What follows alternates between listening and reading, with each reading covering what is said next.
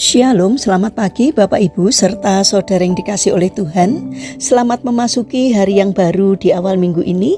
Kiranya saat ini kita semua dalam keadaan baik dan diberkati oleh Tuhan. Sebelum kita mendengarkan firman Tuhan dan renungan, marilah kita berdoa.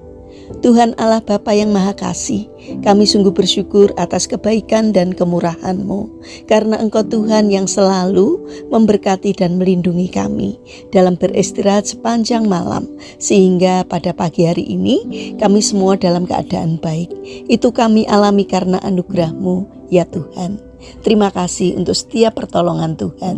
Jika saat ini kami akan mendengarkan sabda firman-Mu, kami memohon, pimpin kami dengan Roh Kudus-Mu agar kami dapat mengerti dan memahami apa yang Tuhan sampaikan kepada kami. Mampukan kami untuk mentaati firman-Mu, ya Tuhan. Terima kasih Bapa. Kami sambut berkat firman-Mu di dalam nama Tuhan Yesus Kristus. Amin. Bapak Ibu serta saudara yang terkasih, bacaan firman Tuhan saat ini diambil dari TB2 Injil Matius pasal 7 ayat 3. Demikianlah sabda Tuhan. Mengapa engkau melihat serpihan kayu di mata saudaramu, sedangkan balok di dalam matamu tidak engkau ketahui? Tema renungan saat ini adalah bercerminlah setiap hari. Bapak Ibu serta saudara yang terkasih, saya mempunyai murid anak-anak remaja.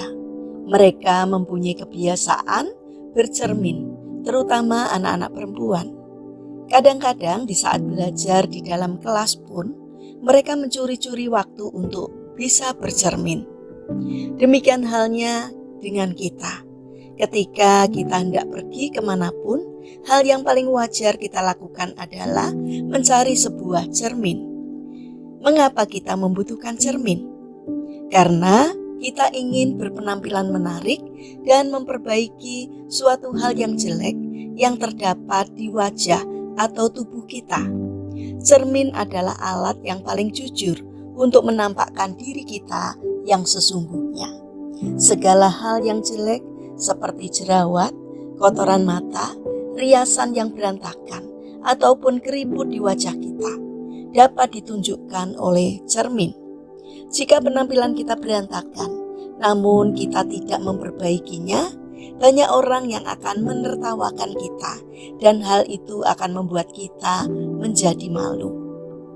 Mestinya yang kita lakukan tidak hanya bercermin secara fisik, namun kita juga harus sering bercermin terhadap kepribadian kita. Bagaimanakah kita bersikap kepada orang lain? Apakah kelakuan kita sudah mencerminkan pribadi Yesus sendiri atau mencerminkan kedagingan kita saja? Jangan sampai kita bisa menilai dan menghakimi orang lain, padahal diri kita sendiri masih banyak sekali kekurangan. Bercerminlah dahulu dan perbaiki diri kita sebelum kita menilai orang lain.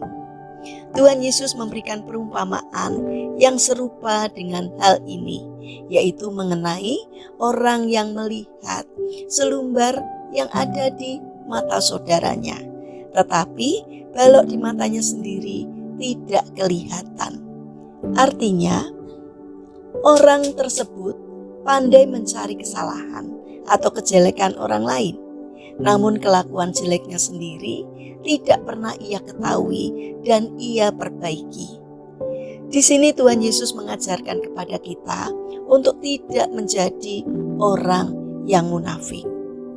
Oleh karena itu, nasihat dari orang lain sangatlah kita butuhkan. Jangan pernah kita menolak saran, teguran dari orang lain. Gunakanlah semuanya itu sebagai sarana untuk memperbaiki diri sendiri.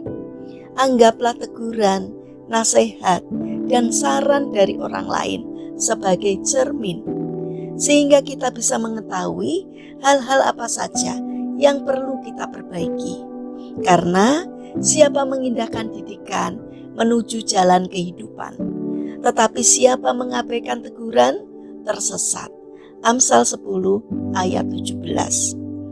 Bapak Ibu serta saudara yang terkasih, marilah Kita bercermin untuk memperbaiki diri agar semakin hari penampilan kita semakin baik dan menarik.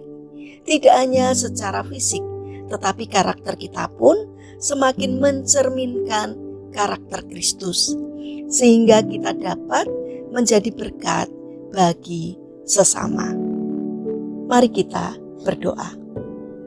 Tuhan Yesus yang Maha Baik, tolonglah agar kami dapat memiliki hidup yang dapat mencerminkan kepribadian-Mu, sehingga hidup kami dapat menjadi berkat bagi sesama kami.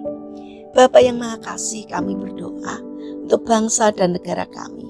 Berkatilah bangsa kami agar dapat menjadi bangsa yang semakin bijaksana dan tidak mudah terprovokasi oleh kelompok orang-orang yang tidak bertanggung jawab, yang hanya memikirkan kepentingannya sendiri.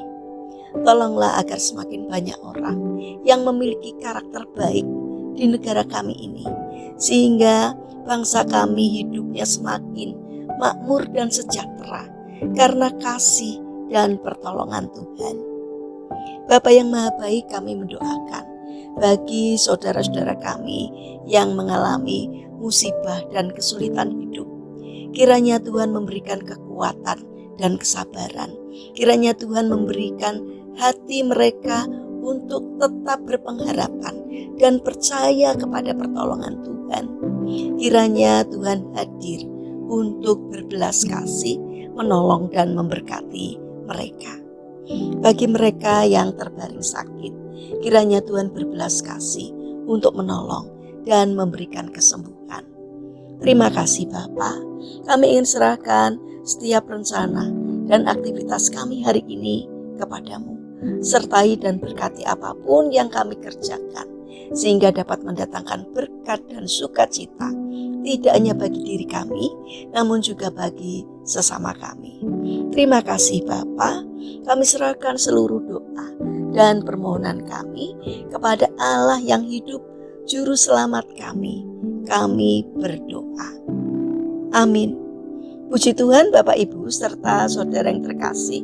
Kiranya firman Tuhan dan renungan hari ini dapat menjadi berkat bagi kita semua. Haleluya.